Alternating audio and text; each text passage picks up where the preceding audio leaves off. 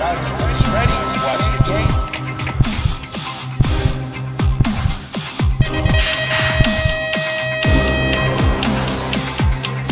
Hello, everybody, and welcome back to Beyond the Gate. I'm Dustman, and with me, as always, my dog Nate.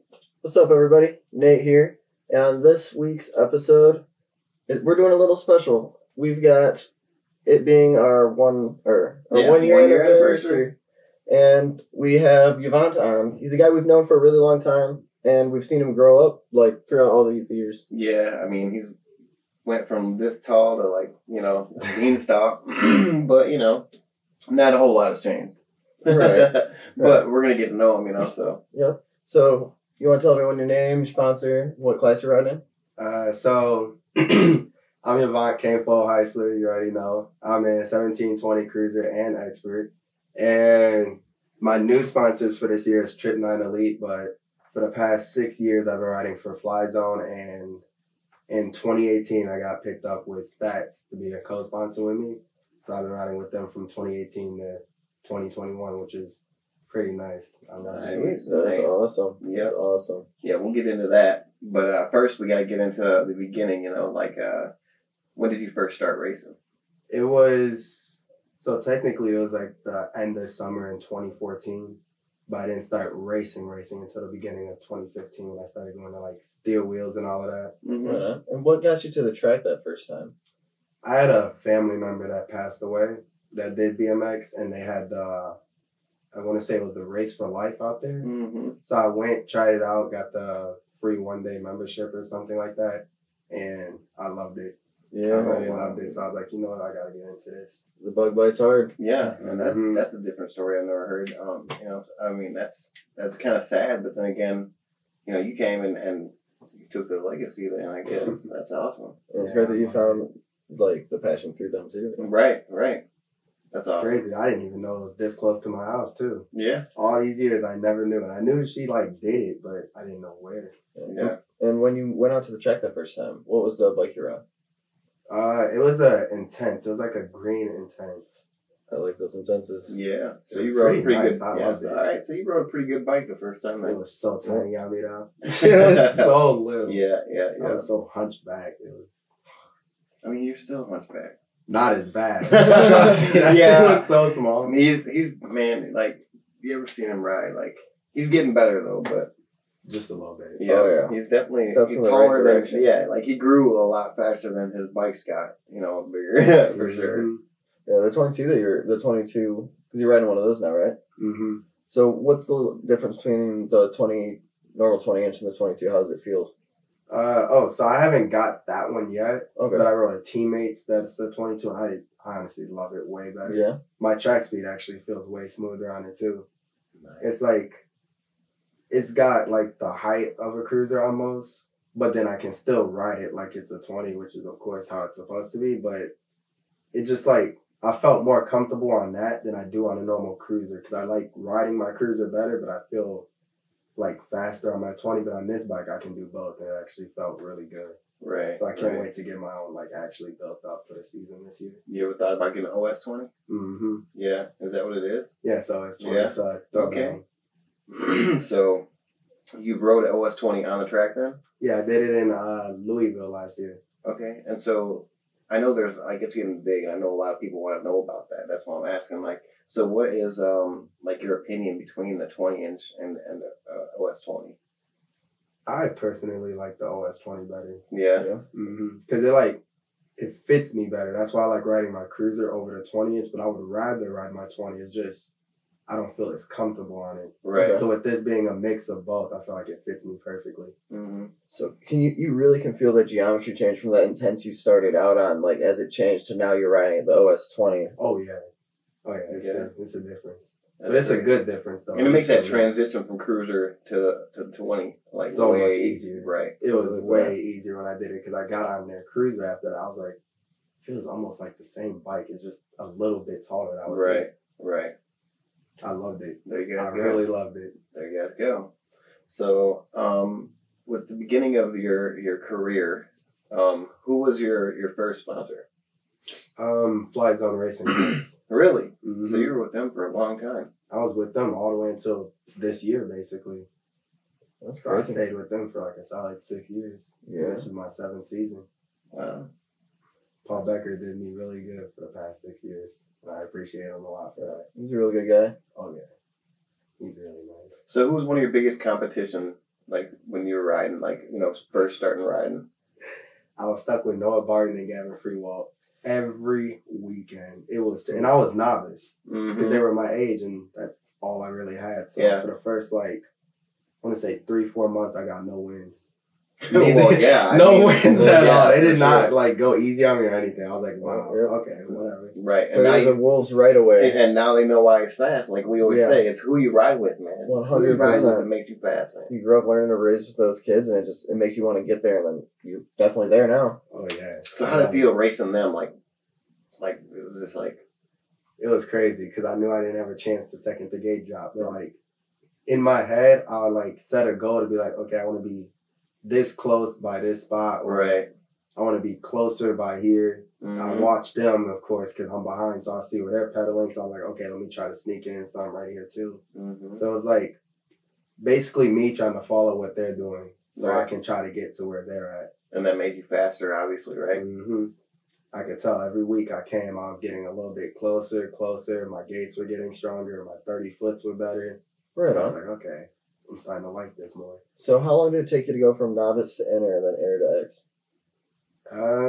I had to start going to tracks like Rockford, so then it like kicked in because by the time I got to race my own class, it was easy because I'm like, oh, I could beat these guys. They're not like having a nose. So I was like, my confidence was way up here at that point. Yeah. So it didn't take me that long, and then I did a little sandbagging before Grands because my confidence was all the way up here. So I was like, I don't want to go expert yet. Maybe I can beat the inner class. So we would start racing like opens and stuff, and I'll stay charging hard in that because I end up racing them in opens. Right. And then I would like take it easier, I would say in my intermediate classes and stuff. Like, oops, I slipped a pill. Yeah, I did that a few times. I slip, come back, and then stop right before the finish line. Yeah. Like, Am I Birch I'm like, oh, hold on, what's going on? Who doesn't want to go to the Grands, you know, as an intermediate or a novice, you know, like, I mean, who doesn't? Come on now. Yeah, I understand. I heard how big the trophies were, and at the time it was bigger than me, so I was like, I want that. I really want it. So how did that race end up coming and doing? How did you do there? I won every lap until the semi I got taken out. I was no. so mad. I had gate 8 too. I had the pool. It was in 2015 when they had that big old like, it was like a step up, step down type thing. It was like so big, and we got over. I started getting over, and the dude that was behind me got clipped with the other person. And when he fell, his handlebars went in my back spokes, and I flipped over the bars. Unfortunately. I almost wanted to cry. Yeah, I was so mad. Yeah, I'm like, no way. And that was for RLC because I thought I could have got the Rock wow. 1 too. See, you and Deontay, Deontay was doing the same thing. Jackson, he was leading in the semi, I think it was. He crashed and broke his collarbone. In intermediate before he went expert, bro. He was like, I remember that too. Wow. Yeah, so like, I think I do remember you walking around Grand's hurt. That was 2020. Was it 2020? Okay, yeah. I took myself out on class in second straight. Yeah. Pumped the step up, tried to take a few pedals, slipped, came unclipped, and over the bars and collarbone first into the triple in turn 2. Oh, man. I wanted it. I do remember that. I was so embarrassed. It took me a while to get up. Yeah. Like, I was in pain, but I also didn't want to get up because I'm like, I already know a bunch of people about this. I know. Yeah. Everybody's saying it. I'm like, man, I'm about to be on all social media. I just took myself out by myself. Especially Grants. You know. In a transfer position on my 20 too. So I was like, man, this ain't nothing. Hate to see it. Laying there like, man, I'm probably already made into a meme already. I was like, dang, this is not even good. So, what about your first national then? What was your first national you ever went to? It was Rum River in 2016. It was my first national as expert too. Really? I was like probably 4 months in and was like, you know what, let's just go to the national because why not? Right. See where I'm at with all these guys so I know where I'm supposed to be later on in the season.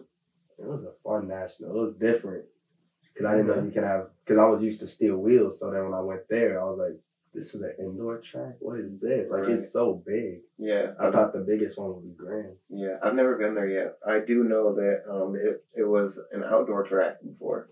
I did hear about that. Yeah, it used to be an outdoor track, and they ended up just covering it for the people that didn't know that. Yeah, that's crazy. Yeah, I do That's remember. I remember in one of the magazines when they covered all that. Like they were showing it from the outside, and when they were outdoors, and then they showed the indoor pictures. I've never seen the outdoor pictures. Yeah, it was really cool. Really cool. But yeah, that's why it's so big, though.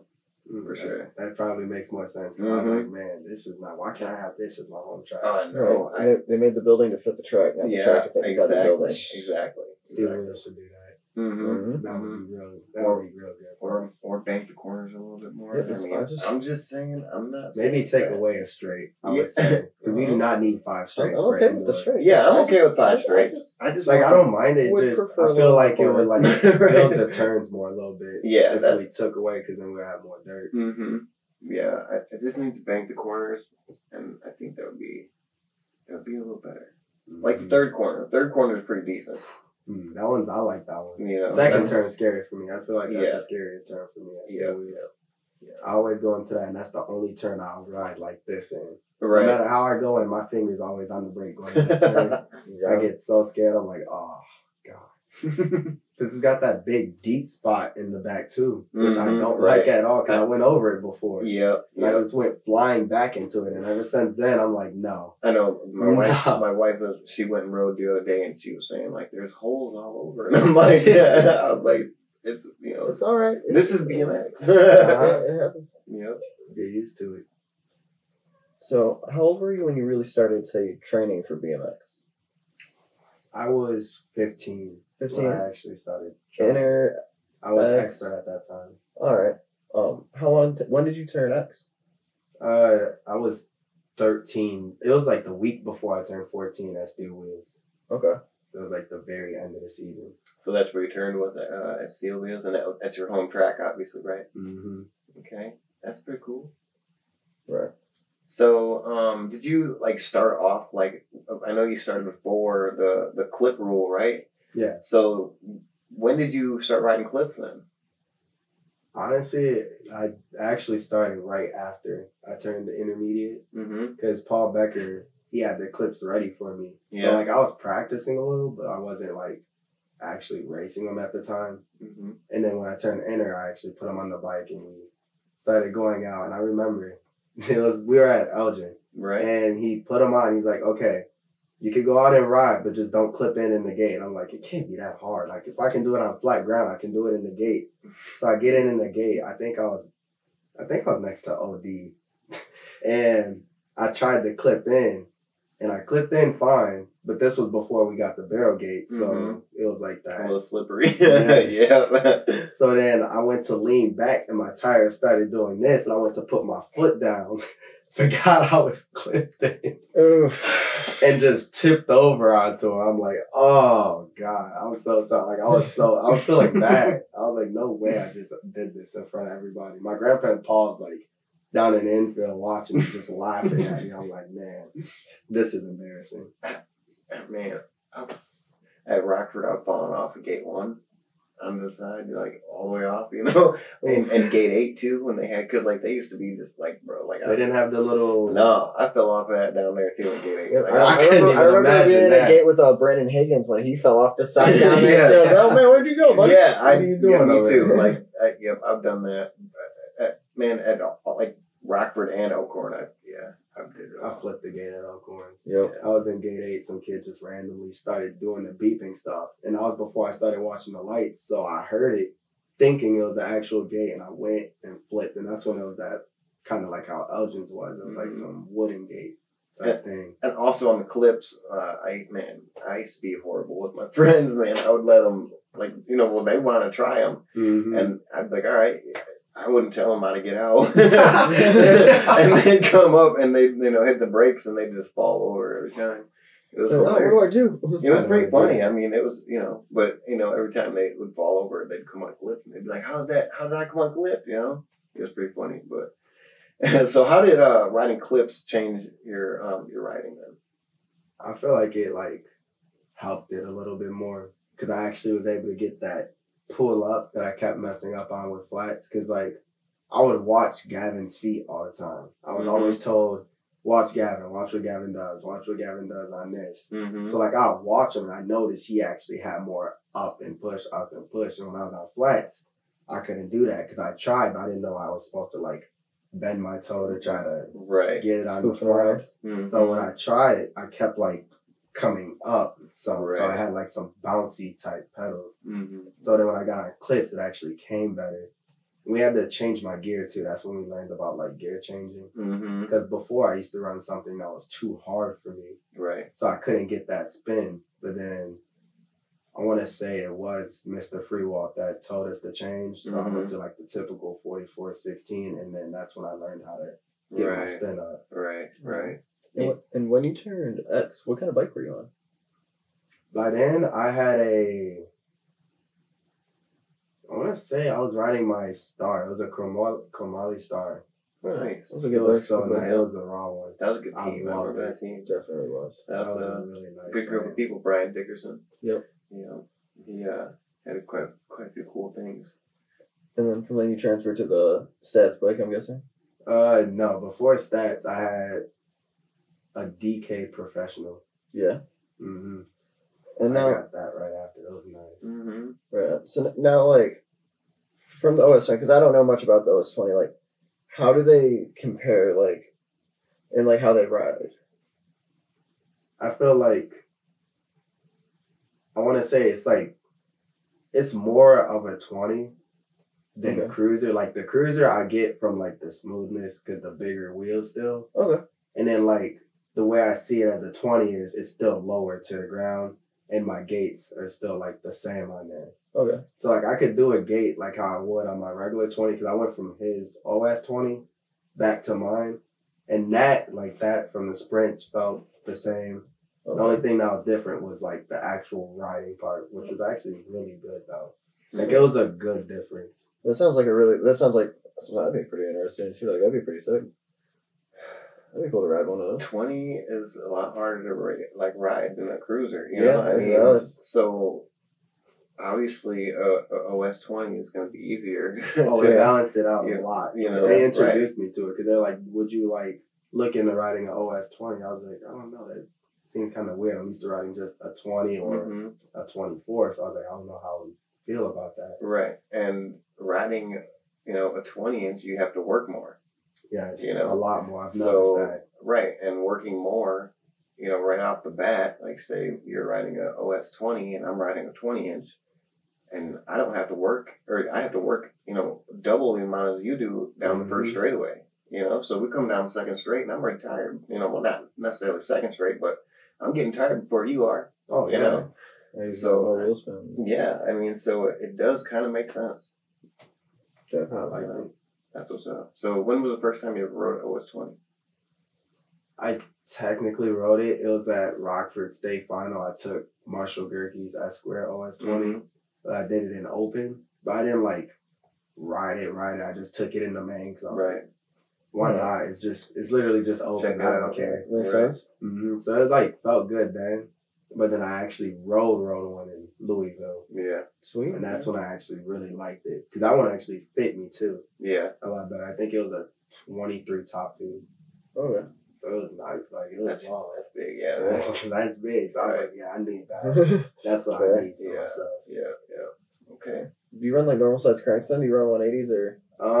Normally I run 180s, but on the bike that I have right now that I'm using, I got 177s on there. Okay. So I kind of like them a little better. Yeah? You think the spin's a little smoother? Yes. Okay. I like that. So I'm gonna ask him if I could get 177s on mine. Sick. But yeah, I mean, I go low too. I mean, I'm short. So I'm 172 and a half. But I thought about 177s though, just for that little bit of a. Yeah. Because it still gives me my push that the 180s got, but then it's giving me the spin that I also need. Right. So I don't gotta go to 175s. Right. Just to see the recipe, man. I didn't even know they made them until I rode this bike. You told me what they were. I'm like, oh, okay. You're like, I like this is sick. I like this. Yeah. And what kind are them? We're Sponsored by Box. Okay. Oh, right. Okay. Mm-hmm. That's cool. All right. So growing up, what was your favorite pro then? Girl, I want dude and woman. The only woman I really knew was Elise, Mm-hmm. because that's all everybody would talk about. I even got a poster from her. I want to say it was at Rockford at the National when I went. Yeah. So I got a poster with her that's still on my wall. Right. And for dude, I want to say Alec Bob. Yeah. Yeah? Okay. Mm-hmm. That I dude's pretty just sick. loved the way he rode. It was so cool. Yeah. Me and Julian, we look at him, we're like, all right, that's our dad. Yeah. Every time somebody asks, we're like, that's our dad out there. Screaming and everything. That's so cool. He's such a cool dude too. He is. Yeah. I grew up having to race him at nationals and stuff. Yeah. Yeah. He's really good too, man. Oh, he is. You can never sleep on him. crazy. Yep, and you can always tell, like, when he's riding too. Like, I was watching a video not too long ago. He was at a pro-am. I can't remember where it was. Probably Texas. I want to say it was either Texas or Louisiana. I don't know. It was an indoor track. There wasn't nobody there, but he was killing everybody, and you could just tell it was him. They wouldn't say the name, but like you could just tell it was him. Yep. His riding style is so cool. I wish I could ride like him. Right. If anybody, I want it to be like him. It's so the way he taps the pedal, everything. It's so smooth. I Right. really like it. Right. So, what about when did you start learning how to advance in jumping and manualing and stuff like that? It was in the middle of 2017. That's when I was. That's what it was. I took that quick break from Fly Zone and I got on State Line's national team. Mm-hmm. So I was working with Kristen Bell, Roger Brungard, Foster Chatted, Mm-hmm. and we would have little training sessions, and they'd take me out and teach you how to jump in manual and try to work on my track speed and stuff to get me ready for more nationals. Mm-hmm. That's what I would like. I would do really good down first, Mm-hmm. and then you would just watch me go from top 3 to back to back to back because my track speed just wasn't there with everybody else's. Mm-hmm. So that was my main downfall. So with all the nationals you went to, what's your favorite what's the favorite track you've gotten to ride? Powder Springs, Georgia. Yeah? That is still my absolute favorite track. Yeah. The new build or the old build? I was only here for the one that they still have now. Oh, okay. So you didn't get to ride the other one. They had a different one. Actually, but all they did was change the second straight because there used to be a table coming out of first turn. Mm-hmm. But that's the most that I've had since I've been there. Okay. All right, so then that's your favorite national track. What's your favorite national story? What's a good story of going to a national? It doesn't have to be about racing. It could be a good trip with the homies. Anytime, I want to say the most fun had to be, I want to say it was 2019 in Missouri. It was Blue Springs. It was literally raining all weekend. And it was me, Elijah Haney, and a bunch of others. And we were just running around. We got in trouble for sliding on the track with the water, jumping in puddles. We had the people yelling at us because we were messing up their waters and stuff. And everything about that weekend was just so fun. I didn't do good because I was so focused on all the fun we were having. And that's when I actually started meeting and talking to people more. Mm-hmm. Right, So I started getting out there, and it was just so much fun. I can't even explain it, but everybody that was there knows about it. Right. It was a crazy experience. That's what makes BMX what it is. The family, the friends you make. It's not always about the races. Right. Oh, no. Right. But I know you've had a lot of really good races. So Yes. what's been one of your good national races that sticks out here? Run us through how the race went for you that day. I want to say my best one would have to be when I got my very first one in Ohio. It was in 2018 at the Buckeye National. It was in Toledo. And I finally got my first win on Cruiser. And that's when I used to race Nathan Davids before he went pro. And he decided not to race his Cruiser that weekend. So he came up to me. He's like, I'm the only person that's been beating you all season so far. So I'm just going to give you this weekend and don't choke it. This is literally all you. And I was like, okay, well, thank you for that. Because now it's stuck in my head. I'm like, okay, I can actually win if I don't do anything stupid. Right. So then I get in the gate for first round. I get the whole shot. I get over first jump. I realize I'm in front. I freak out. I can't unclip somehow. No clue how. So I dropped my confidence, because I had to go back second round. So Right. I'm like, oh, okay. Made it to mains, and I get in the gate. I was a little shaken up, but then I like took a couple deep breaths. I got out there, and I was holding my own. Last straight, it started hitting me like hard because I'm like, oh my God, I'm still winning. Last straight, the finish line's right there, and like all my body was like cramping up. Like it wasn't even like a bad cramp. I was just like so excited to get there, and I like cramped up, and as soon as I crossed the finish line, it just like loosened, and I'm just going crazy. Like I was screaming, yelling. I like jumped off the bike somehow. I don't even remember how it happened, and it was really nice. I had tears coming out. Heck yeah, dude. I was so happy. I never thought I would win a national before because everybody was always telling me how hard it was, and I've always came close, but I never was actually able to get a win. So I'm like, man, how long is it gonna take me? And then that day finally happened, and that it just clicked after that. Yeah. I got that win, and everything just started coming for me. Oh my God, that's how I always say that too. Like once you get one, it always gets They easier. start falling. They start falling. They do. Mm-hmm. But you know, it's getting that first one is the hardest part, man. It really is. That it is. And then once you get that first one, the confidence goes from like down here to like, oh, I can do it, and all of a sudden you start riding totally different, you know? Oh yeah, I noticed my riding changed after that win. Mm-hmm. Like, I felt so much better after that. Yep. And so like how you said the first round, like so like you ever like get to a race and you're like super nervous, and then like once you get to the first round, then all of a sudden you're like, all right, I won, I'm cool now, you know? Mm-hmm. Like you get to the main event, and you're like, I'm not even worried, you know, I won first round, you know what I'm saying? Like that's how I was in Virginia. Like I noticed Julian and nobody like crazy fast showed up. So I was like, I still had Blake Powell, Mikey Amaris, and Ryan Bramer. Mm-hmm. So like there's still competition, but I know I can like go back and forth with them. Right.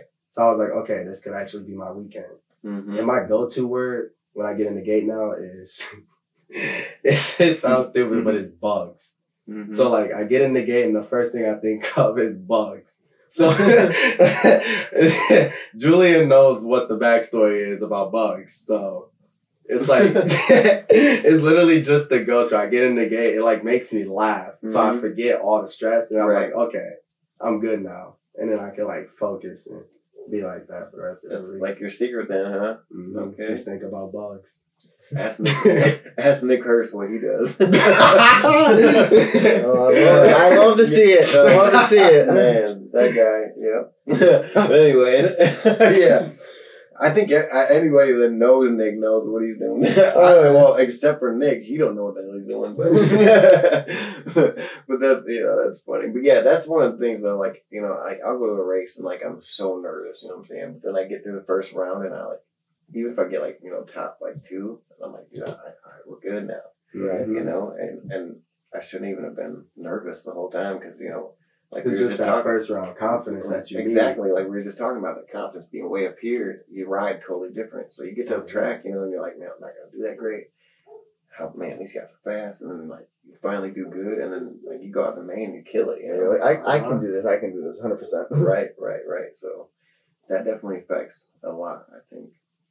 Definitely. Mm-hmm. It really does. Yeah. So how'd you end up with the nickname Can't Fold? All right, so that started. It started in like 2020 because me and my friend Meyer Rogers, he's on Mudslinger, and he would always be like, he's gonna beat me. I'm like, I can't fold. I'm not about to let you beat me and stuff. He's like, that's dead, and his nickname is Meyer. That's dead Rogers. He's always like, that's dead. So we would always go back and forth with that. And then in the middle of 2021, I was just like, you know what? I'm gonna tell them to say can't fold as a joke.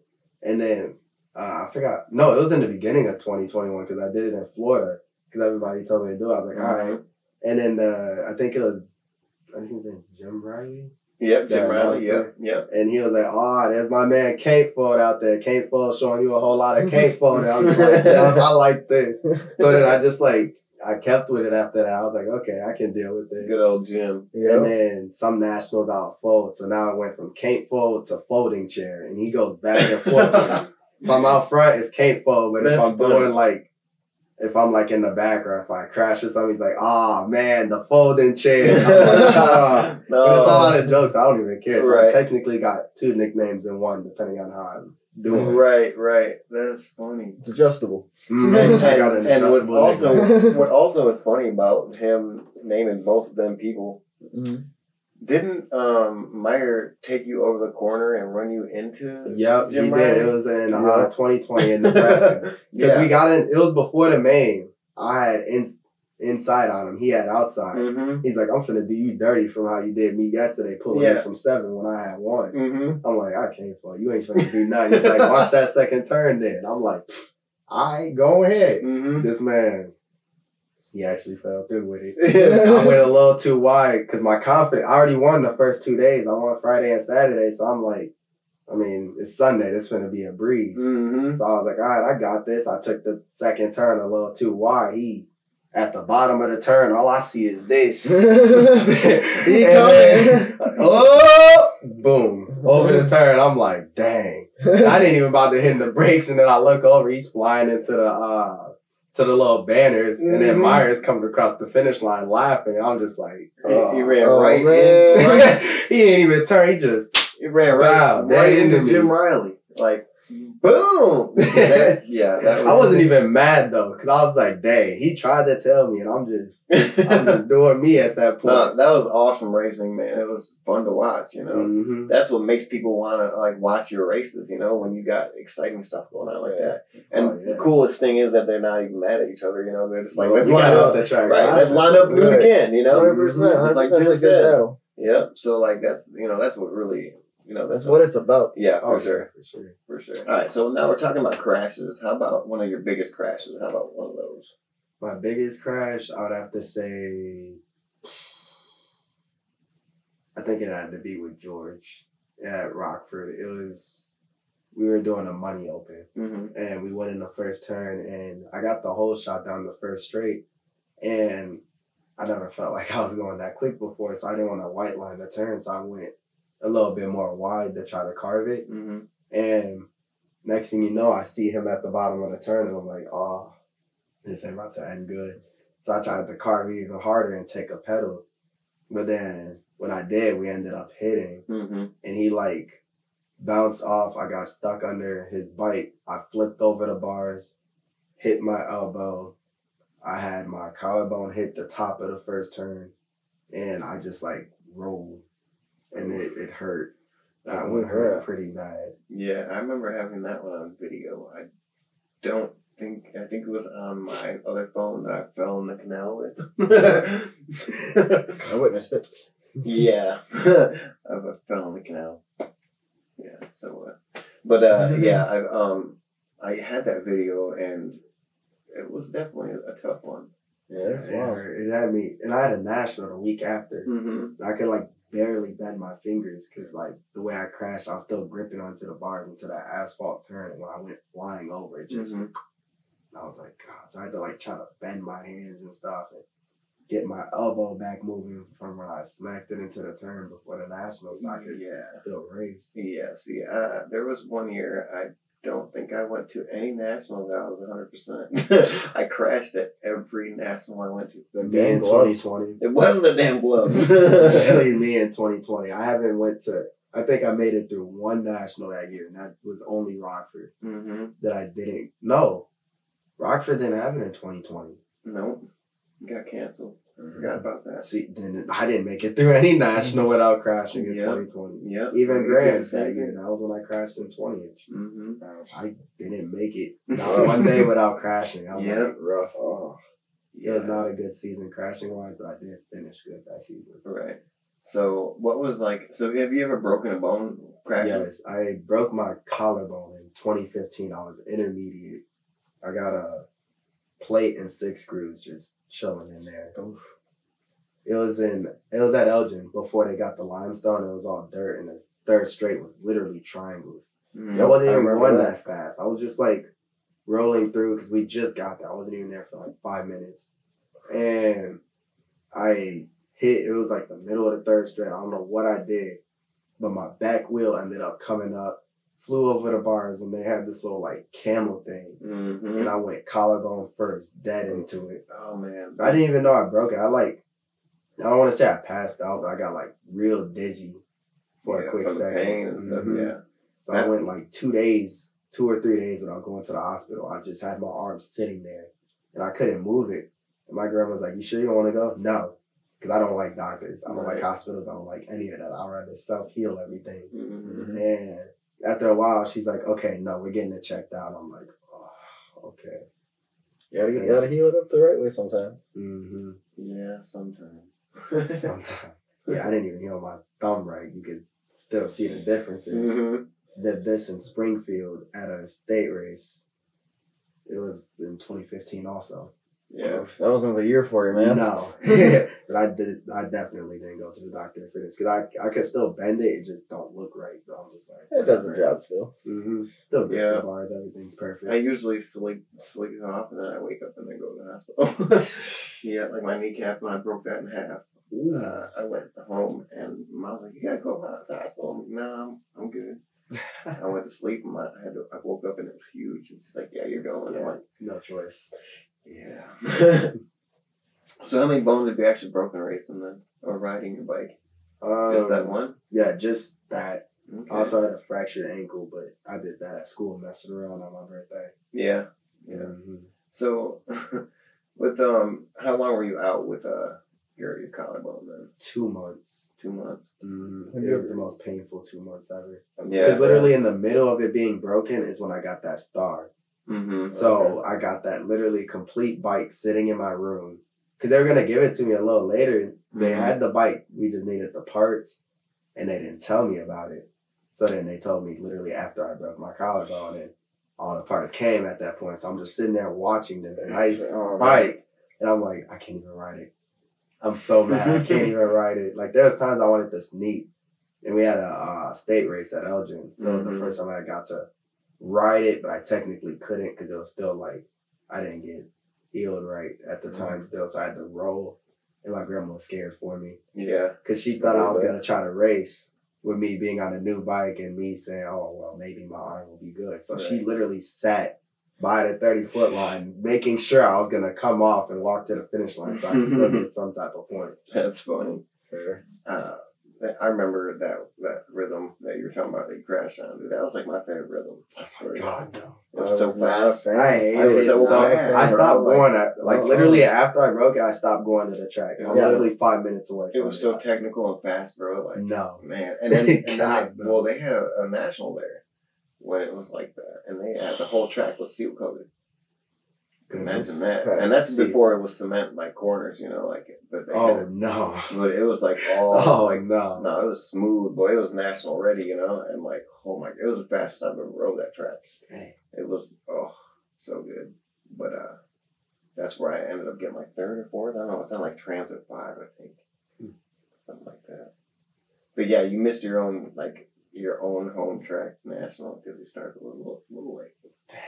But I would love for Elgin to get a home track national. My confidence will be up here no matter who shows up. Right. Like it's like that for Rockford, but Elgin I ride all the time because it's an open track. Yeah. Right? Well, you never know. I mean, we could get one back sometime. If they do, I'm helping with that. Yeah. I'll be so ready for it. For sure, that'd be awesome. So we'll see. And you've been riding for a long time, so that means BMX has had to also teach you a couple things. What has BMX taught you that you use in life? Like, what does it taught you? I communicate a lot better. Yeah. Like I always used to communicate pretty good with people. It's just with BMX and the big groups of people I'm with, especially at nationals, it taught me to be out there more. Okay. So I'm way out there more than what I used to be.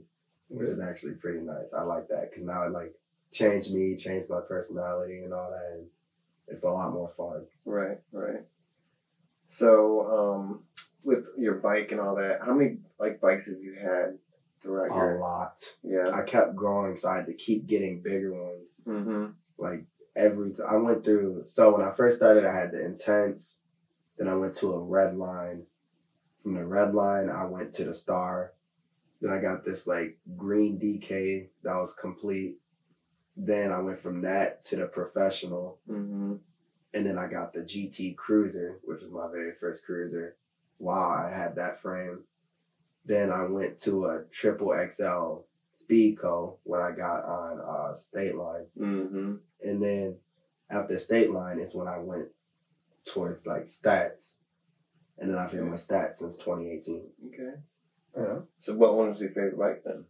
Definitely the stats. Yeah. I had a feeling about that I one. stayed with them the longest. Like, I felt like it fit me better because, like, with me being so tall and then the bikes being lower to the ground, it's almost like I was running track at the time. So it was almost feeling like I was actually running on the bike. Mm-hmm. So it felt like so much easier to pedal. It was like, at the time, it was still real easy to control. Right. Right. Because I'm not like all the way up here. Like, I felt weird. That's why I don't like speed codes that much. Because it's like they sit too high for me.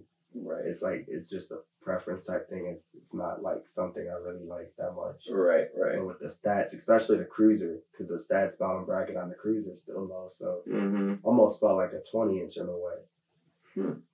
Never thought of it like that. I liked it. It's still like one of my favorite frames. That's crazy. So, what's one of the like places you're looking forward to going to, like national wise this year? I want to say Rock Hill's new rebuild. Yeah, I'm trying to get out there. If me and my friend Josh Sterling can make the drive, that's definitely one of them I want to go to for sure. Yeah, for sure. It looks like it's like built more for me because I'm more of a sprinter. So the first straight's literally a straight drag race. They've got this big table, a long sprint to a triple, and then just into the turn. So I'm like, okay, I feel like I can dominate today. Yeah, I can power through that sprint. So I'm gonna use that to my advantage and then stay smooth for the rest of the track. At these nationals, who's your biggest competitor that you're excited to meet up with at these nationals? It's definitely Julian still, and it sucks because I have to race him at Rockford literally every weekend. No break. And nobody understands how annoying it is to race this dude at every local, every practice. No matter where I go, he's there because he's only like an hour and a half from me. Yep. So everybody always asks, and I'm like, I race him all the time, so it's like nothing new for me, but it's new for you guys every time you race them. Yeah, and that's really, you're lucky for that, bro. Really, Iron sharpens iron. Because, like you just said, it's nothing new to you when you get in the gate with him, and everybody else looks at him like, dude, he's something. Like, oh my god. Which, I mean, don't get me wrong, Julian, you're pretty good, but. Like, he's not, nothing that everybody needs to be scared of, You need to get in the gate and think of your own ride. And you do that when you get in the gate because you ride with him all the time. So it's not like... It's like, all right, whatever. Right. So that's really lucky. So they're trying to be Julian. Like... Julian wants to be me. You know what I mean. Like, like you guys battling, like right. While everybody is asleep on him, They can think about Julian, they sleep on him, and then because then we're riding the exact same all the time. So if he does something, I'm either following behind him, or else if I do something, he's following behind me. Right. Like at nationals, you always just see me and him go back and forth, especially last year. Right. The amount of times we kept going back and forth for a spot or something. Yeah, sunrise rounds, main. And your last national was Blue Ridge, right? And how did you do that? I won Friday, second Saturday, and I crashed Sunday. All right. So is the Blue Ridge your first national win this year? Yes, it is. Okay. All right. So how many national wins did you end up getting last year? I only got like 2 or 3 last year. Really? It was not a good season. 2020, I went from having 9 wins. Last year, I got 3. I don't know what the difference was. I struggled a little more. And the class is crazy fast too. Yeah, it is. It's not easy. Not at all. Right. I feel like the confidence for this year is boosted though. My first team national on top of that too. Starting it off with a win, I'm like, okay, this might actually turn out to be a good season. And where are we going next? What's the next national? Tulsa, Oklahoma. Right on. I'll be out there this week. Valentine's weekend, try to get me a couple more wins. Yeah. Right on. That's awesome, man. So what place did you end up for NAG last year? I just barely held on to NAG 10. Did you? Okay, that's good. That's good still. Right. Any NAG plate is tough to get no matter what. Oh, yeah, for sure. So what was your first NAG plate? What was that? That was in 2018. I got NAG 6. That's when I made my very first Rock main and my very first Grands main that year too. Right on. Wow. So it was nice. That was a really good season for me. I got State won both bikes, Gold Cup won both bikes, and my NAG 6 at the end of the year too. So I was like, man, it's the best season I've had. That was a good season right there. Yeah. I mean, making it to the Grand's main event at all. I was shaking. Yeah. Like, literally nothing I could do would change how I felt for that Grand Slam. Mhm. You should have just thought bugs, bugs. Oh, fuck. That's funny. I should have. I wish we knew about bugs at the time. It would have been so nice. That's funny. So how many Grand main events have you actually made it to then? That's embarrassing because I think that's the only one. Really? I made rock mains after that, but always got semi and took fifth for Grands. Yeah. Dude, Grands is I hard. haven't even been in a Grand Slam yet. Dude, Grands is hard, bro. It's That's not crazy. It took me like forever to make the Grands main, bro. Like I've been to so many Grands main or Grands like I don't know, probably maybe 12, 13. Dang. And I've made the mains 3 times, maybe. Man. Maybe 3. Yeah. No. Maybe 2. I don't know. I think it's 3. But yeah, dude, it's not easy. Like that is like just making the main at Grands is like It's It's a crazy. very, very, very It hard is. race. mhm. That semi is just so stressful. Yeah. It is It's so all on that bad. lap. All on Yeah. that lap. Yep. You're getting in or you're It's not. all just the last 14 fast guys. So I already know no matter what semi I got put in, I'm like, Mm-hmm. Like it's the gonna rhyme. like the Mhm. semi is your main event. It feels like, you know. Yeah. I And feel then- like the semi was harder than my main. yeah, and then you get the But main. it was and you're like, definitely way harder. yeah, you calm down a lot, you know, which it's kind of, that's what messed me up in my first attempt at NAG 1, man. It's like I made it out of semis and I was like, oh, dude, I'm good now. You know, I made the main, Mm-hmm. which I wasn't hungry still, you know, like, so, like, it just went from being like, oh my God, I'm not going to make the main to, oh man, I made it. We're good, you know. Then the next year, that's when I was like, dude, I don't care. I made the semis. That wasn't nothing. That was just a step, you know, now, you know, so Right. it was a big difference. Definitely. Yeah. So, yeah. I mean, confidence is huge on how Confidence you is ride. key. Definitely. Yeah. Definitely pays. Mm-hmm. Nice.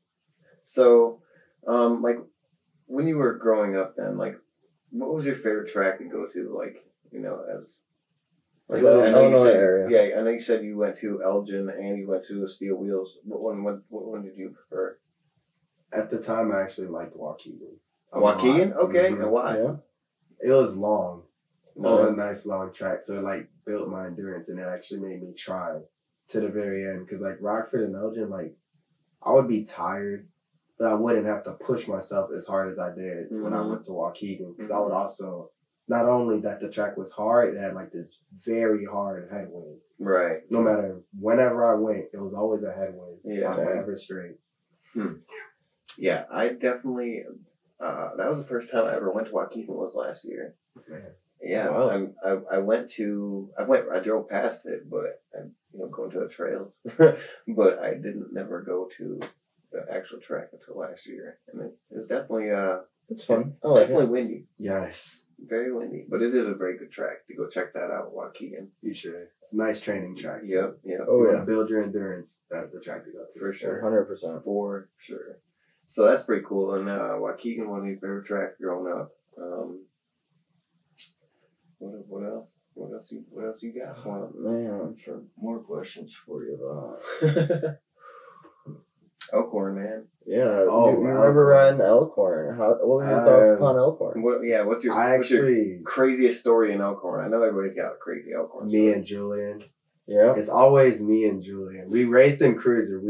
He was 2 years younger than me, so we didn't actually race all the time. Mm-hmm. But at Elkhorn, when I would race Cruiser, whenever I decided to show up, we would race. Mm-hmm. So we got put together. I won first round only because I had inside on him. Right. So second round, I was on his outside, and I snapped him. And I was like, you know what? Skip it. I decided to come over. And that's when they had this little drop off before we went into the turn. I remember that. So I locked onto him, tried to keep pedaling and stuff. Mm-hmm. We locked for, I guess we were too tight. So when we both went to go down and take the pedal, we slid on top of each other and our bikes just stayed locked. And I'm like pushing.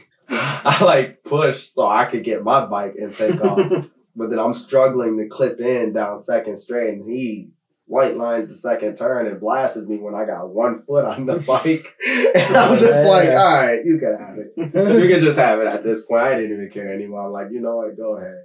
That's crazy. And in the main, I was going to try it again because I had the outside. And I'm like, do I really want to repeat this and get embarrassed? So I just let him go. I was like, no point. Yeah. Elkhorn always provides some crazy racing action, Dude, for sure. crazy. Especially the money open. We were in it. I won first round. And then in the main, me and George got locked up. And he fell. And I was actually able to stay up that time. And then I'm going around the turn. And I see Julian. I'm like, oh, I'm about to blast him in this second turn. Soon as I say that, him and Tommy Yankee, when he used to race, locked up. He went flying over the bars. I see you come flying around me out of nowhere. And I'm like, where did you just come from? And I'm trying to get back clipped in because I was so like lost on where you came from and how you zoomed past everything. And I'm like, well, there's my, I think I took like 3rd or 4th after that. Yeah, I've had some luck there for sure. It was crazy because I absolutely had no clue where you came from. I thought I was safe. I'm like, I easily got this one now because I was technically in first at the time. You flew by me. Yeah, I've been riding that place a long time. That was actually the first place I ever got knocked out at. Ooh. I was coming down the first straightaway and my chain broke right before the first jump, bro. Oh. And like I went over the bars and just like literally like was like right in the face of the jump. My head just went bam, you know, and I woke up. I thought that my dad or I thought somebody carried me over to like the medic, but I guess I walked. I didn't know. But like I went over and like my dad fixed my chain and he had like told me because there was an open class in the main events and he was like, you know, you're not racing your class, you're done. And I was like, you know, no way, you know. Well, I went over and I sat down on the stairs, you know, like going for registration. And I see my moto going up, dude, and I went and grabbed my bike and still went and raced. Oh my god! I ended up winning too, but like I was loopy. I was probably only like 9, 10 years old. Oh my god! Yeah, I believe that. There's no way out of that. Yeah, my dad was mad. He didn't care that I got first place. He was mad. Yeah. What about you? I know you got some crazy stories in there. Elkhorn's provided me with some pretty good ones too. Well, when I was like 16 or whatever, they had it set up as a double in the 3rd straight at Rockford. It was like open. I came out. I hit the gate, came out real weird, and was like, all right, well, whatever. So came around, put someone up the second corner, got back into first, just cruising on a Saturday night, and tapped, and I went to jump into the corner. When I hit the double into the corner, there was a weird knuckle on the outside left part of the roller, and when I hit it, it just shot me straight to the sky and bucked me over the bars. And I was 12 foot up, whatever. Yeah. Landed on the crown top of my head, fell, slid forward, so my head rolled up, around, and back under. And I woke up, my arms and legs didn't work. I watched Jordan Grider ride around me. I was like, shit, trying to get up, and I just looked at my arms and legs. I was like, oh man. And then I went back out. And then I woke up, they're laying there talking to me. I'm like, hold on, guys, I got some dirt in my mouth. And it ended up just being my teeth. They just clapped them all together, and they turned into gravel. Oh my god. Yeah. Oh. And that's the story how I compressed my spine. Yeah. That was a good old time, man. They took me to the hospital, and they did a bunch of scans and stuff. They're like, yeah, you're good. You just crushed all this cartilage in your neck, so now you're shorter. I said, oh, all right, that's cool. I ended up being able to walk out late that night. I had a little extra to spare. Yeah, I guess. Thank God. You know what I mean? I'm good. I'm alive walking right now. That's all I can be happy about. Still right. That's why I ain't never going to stop. I don't want myself to lock up. I want to keep doing this stuff for as long as I can. Right. For sure. So what did you do differently when you come back from a crash and you're kind of nervous about something? And how do you get over that? I try to block it out, really.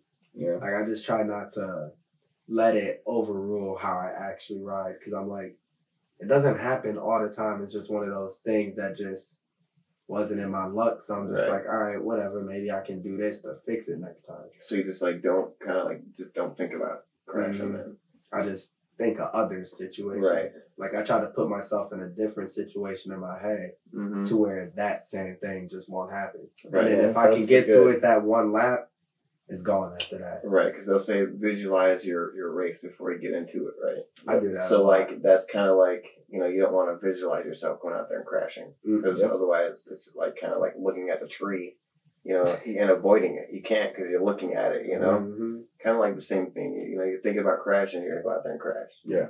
So, I mean, I definitely visualize my races as well. I do too. Literally, like, I've been doing the same about Tulsa. I'm already planning on how it's going to work because I know half the people that's showing up and I know how they ride. So I'm like, okay, I got to prepare myself for this, and this because I know if I do this, they're going to try to do that. Right. Because I'm used to racing them and seeing. All right. So, you got any other sports that you like to do other than riding BMX? Yeah, I run track. Yeah. What events do you run in track? I do the 4x1, 4x2, open 200, open 100, indoor season. I ran the open 60, and I would also do the 4x4 indoor season. Okay. Yeah. So, I mean, as long as your legs are, you're probably pretty good, huh? Oh, yeah, I won state for the 4x4. Right on. Nice. And then we placed in the 4x2. Yeah. And then my senior year, I was actually top 10 for both the 60 and the open 200. And I also broke like 5 of my school records. That's crazy. For fresh soft and the varsity. So my name's up there a decent amount of times now. So that answers what he does for training. Yeah. He's like crazy track athlete. That's gnarly. That's awesome. So do you feel like that actually does transition over to your BMX? Oh, yeah, Definitely. for sure. That leg speed, huh? Mm-hmm. Leg speed, the spin, my first 3 pedals, because it's the same as my 1, 2, 3 when I get out the blocks and stuff. Mm-hmm. Wow. So, like, is there any type of, like, training that you can do that, like, it's kind of like crossing, like, both and getting both?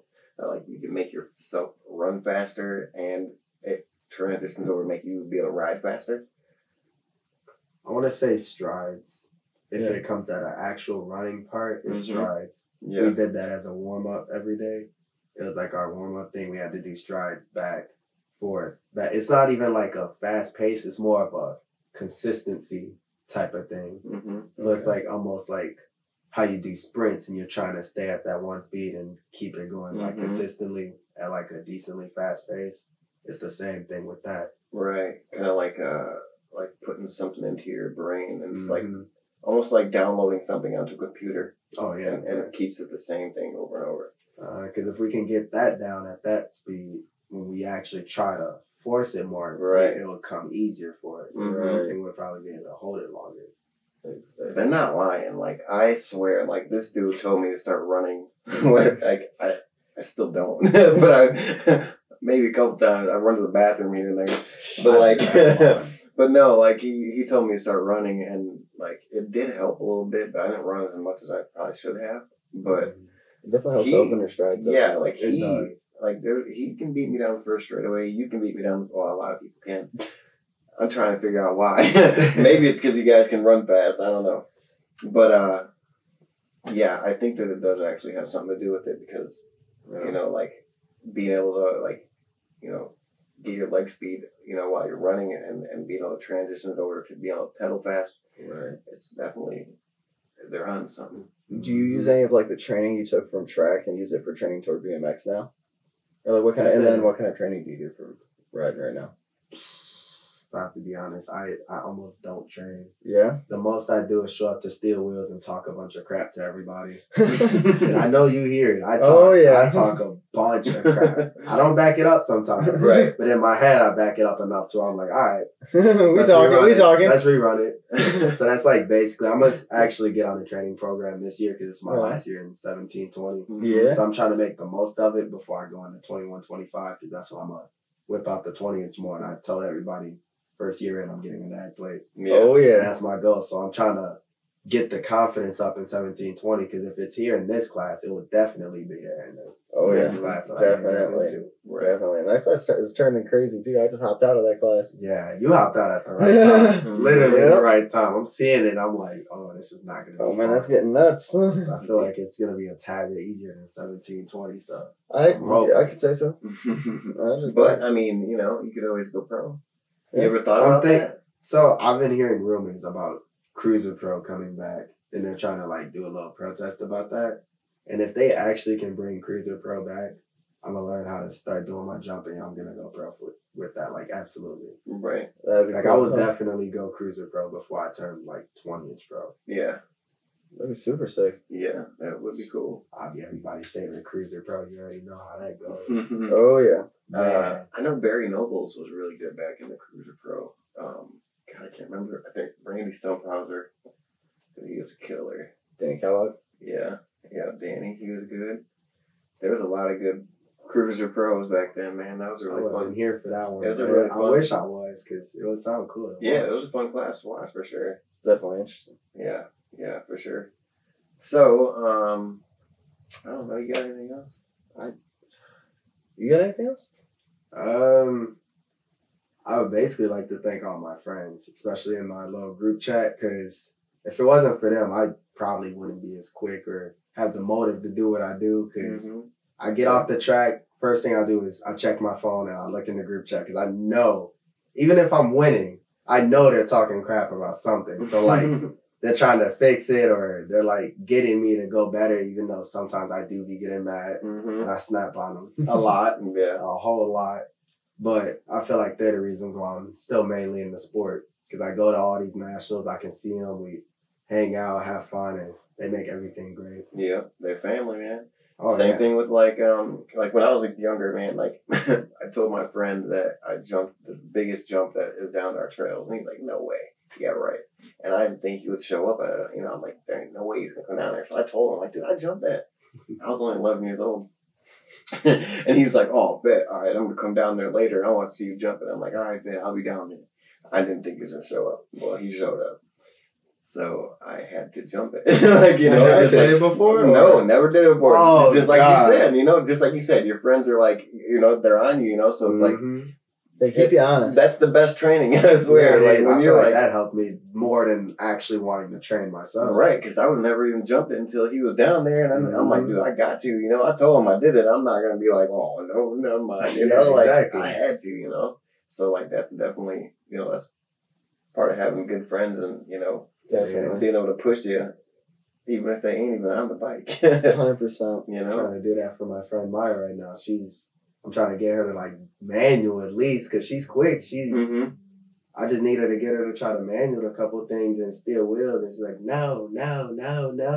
And I got her to do it once. I think she jumped something once and she cased it hard and her handlebars like moved a little and it clinked. And ever since then, she's like, nah. I said, nope, I'm all right. Which I can't blame her because I'm the same way. I case something when I jump and I'm like, nope, not doing it again. Ain't I no was way. just gonna say, well, girls get a little bit more scared when something like kind of moves on them or something like that.